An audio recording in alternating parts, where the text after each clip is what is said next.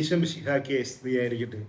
സ്നേഹമുള്ള കുടുംബ കൂട്ടായ്മ പ്രവർത്തകരെ, സ്നേഹമുള്ള ഇടവാംഗങ്ങളെ, കുടുംബ കൂട്ടായ്മകളിൽ ഈ മാസം ചർച്ച ചെയ്യുവാനുള്ള വിഷയം വിശ്വാസ പരിശീലനം സിറോ മലബാർ സമുദായത്തിൻ്റെ ആത്മീയ നട്ടൽ എന്ന വിഷയമാണ്. തൃശ്ശൂരിലെ സിറോ മലബാർ സമുദായം സഹസ്രാബ്ദങ്ങളുടെ വിശ്വാസ പൈതൃകത്തിൻ്റെ അവകാശികളാണ്. 2 സഹസ്രാബ്ദമായി നമ്മുടെ പൂർവികർ സ്നേഹത്തോടെയും കൂട്ടായ്മയോടെയും വിശ്വാസത്തിൽ ദൃഢതയോടെയും ഇവിടെ വളർന്നു വരുന്നു. എന്നാൽ സമകാലികമായ കണക്കുകളും അനുഭവങ്ങളും നമ്മെ ചില ആശങ്കകളിലേക്ക് നയിക്കുന്നുണ്ട്. പ്രത്യേകിച്ച് നമ്മുടെ യുവജനങ്ങളുടെയും കുട്ടികളുടെയും വിശ്വാസ ജീവിതത്തിലും സഭാത്മക ജീവിതത്തിലുമുള്ള ചില പ്രത്യേകതകൾ നമ്മുടെ ശ്രദ്ധയെ സവിശേഷമായി ആകർഷിക്കുന്നുണ്ട്. നമ്മുടെ ഒത്തിരി യുവജനങ്ങൾ സഭയോട് ചേർന്ന് നിൽക്കുന്നവരാണ്. ധാരാളം കുട്ടികൾ വിശ്വാസ പരിശീലനത്തിൽ താല്പര്യമെടുക്കുന്നവരാണ്. എന്നാൽ സഭയോട് ആഭിമുഖ്യമില്ലാതെ, വിശ്വാസ വിഷയങ്ങളിൽ താല്പര്യമില്ലാതെ വളരുന്നവരുടെ ഒരു തലമുറ ഇതാ വർദ്ധിച്ചു വരികയാണ്. അത് തീർച്ചയായിട്ടും സമുദായ നിർമ്മിതിയുടെ, ഈ വർഷം സിറോ മലബാർ സഭ നമ്മുടെ തിരുവത സമുദായ നിർമ്മിതിയെക്കുറിച്ച് സാമുദായിക വർഷം എന്ന നിലയിൽ ആചരിക്കുകയും അനുസ്മരിക്കുകയും ചെയ്യുന്ന കാലഘട്ടമാണ്. യുവജനങ്ങളിൽ കാണുന്ന ഈ പ്രത്യേകതകൾ, പ്രത്യേകിച്ച് വിശ്വാസ വിഷയങ്ങളിലുള്ള താല്പര്യക്കുറവ്, സമുദായത്തോടുള്ള സഭയോടുള്ള ആഭിമുഖ്യക്കുറവ്, അതൊരു പക്ഷേ എല്ലാവരിലും കാണപ്പെടുന്ന പ്രത്യേകത അല്ലെങ്കിൽ കൂടിയും അത് നമ്മുടെ സമുദായത്തിൻ്റെ കെട്ടുറപ്പിനെയും വളർച്ചയെയും നെഗറ്റീവായിട്ട് ബാധിക്കുന്നുണ്ട്. ഈ പശ്ചാത്തലത്തിൽ വിശ്വാസ പരിശീലനത്തെ എങ്ങനെ സിറോ മലബാർ സമുദായ നിർമ്മിതിയുടെ ഉറച്ച പ്ലാറ്റ്ഫോമായി മാറ്റാമെന്ന് നമുക്ക് ചിന്തിക്കാവുന്നതാണ്. ഒരു സമുദായം എന്നത്, സിറോ മലബാർ സഭ എന്നത് അതിൻ്റെ ഐഡൻറ്റിറ്റി, അതിൻ്റെ വ്യതിരക്തത, അതിൻ്റെ ആരാധനാക്രമത്തിലും ആത്മീയതയിലും സാംസ്കാരിക പ്രത്യേകതകളിലും ദൈവശാസ്ത്രത്തിലുമെല്ലാം അടിയുറച്ചതാണ്.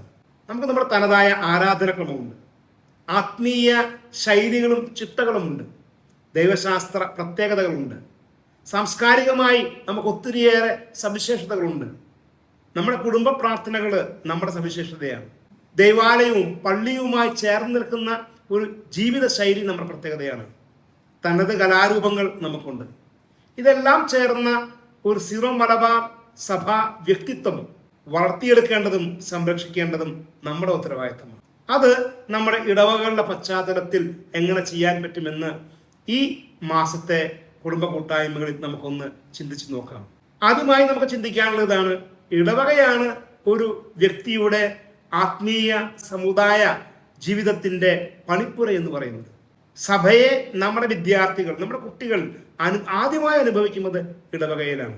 സഭയെക്കുറിച്ചുള്ള ആദ്യ അനുഭവം നമ്മുടെ വികാരിയച്ഛനും നമ്മുടെ കാറ്റഗിസം ഡിപ്പാർട്ട്മെൻറ്റും നമ്മുടെ കൈക്കാരന്മാരും കുടുംബ കൂട്ടായ്മകളുമാണ് സഭയെന്ന ആദ്യ അനുഭവം കുട്ടികൾക്ക് സമ്മാനിക്കുന്നത്.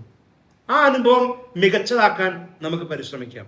വിശ്വാസ പരിശീലനം ഒരു 1.5 മണിക്കൂറിൻ്റെ വേദപാഠ ക്ലാസ്സുകളിൽ ഒതുക്കാതെ, അല്ലെങ്കിൽ വിശ്വാസവുമായി ഡയറക്റ്റായി ബന്ധപ്പെട്ട കാര്യങ്ങൾ മാത്രം പഠിപ്പിക്കുന്ന 1.5 മണിക്കൂറിൽ ഒതുക്കാതെ നമ്മുടെ കുഞ്ഞുങ്ങളെ നേതൃ ശൈലിയിലേക്കും നേതൃത്വ ഗുണങ്ങളും നമ്മുടെ വിദ്യാർത്ഥികളിൽ വളർത്താനുള്ള പ്രവർത്തനങ്ങൾ ഇടവകയിലെ സംഘടനകളോട് ചേർന്ന് വിശ്വാസ പരിശീലന യൂണിറ്റുകൾക്ക് ചെയ്യാവുന്നതാണ്.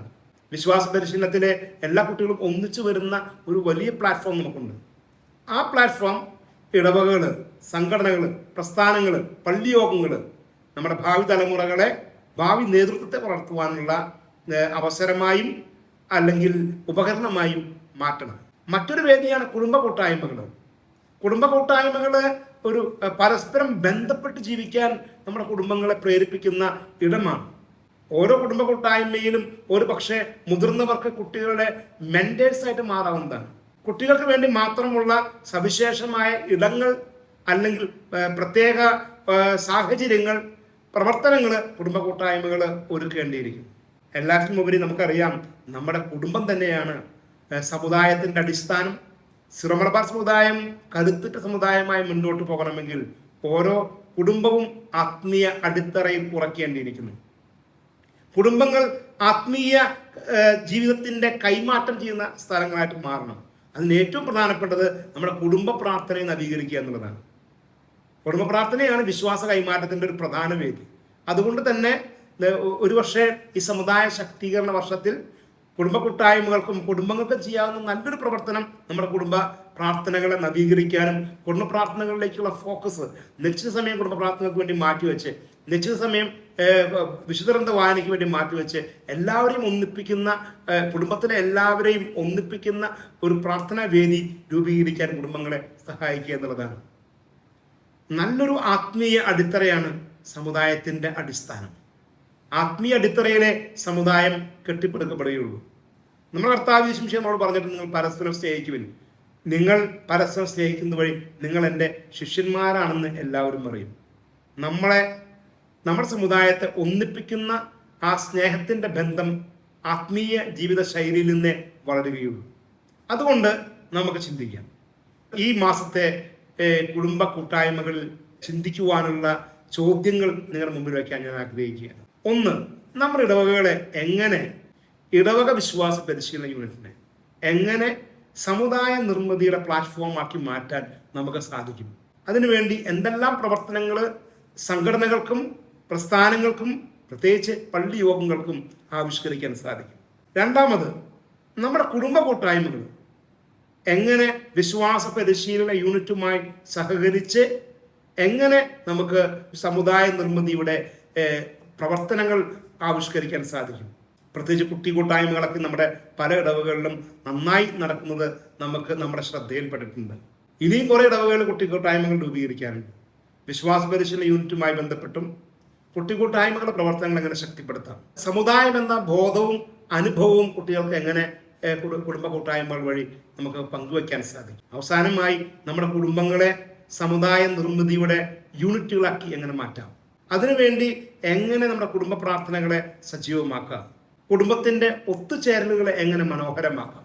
ഈ വിധ ചിന്തകൾ നമ്മുടെ കുടുംബ കൂട്ടായ്മകളിൽ പങ്കുവയ്ക്കപ്പെടട്ടെ. പങ്കുവയ്ക്കുന്ന ആശയങ്ങൾ ദൃഢനിശ്ചയത്തോടെ നടപ്പാക്കാൻ ഒത്തൊരുമിച്ച് പ്രവർത്തിക്കട്ടെ. ദൈവം നമ്മുടെ പരിശ്രമങ്ങളെ അനുഗ്രഹിക്കട്ടെ. എന്നെ ശ്രമിച്ച് നിങ്ങൾക്ക് എല്ലാവർക്കും നന്ദി പറയുന്നു. ദൈവത്തിന് സ്തുതി.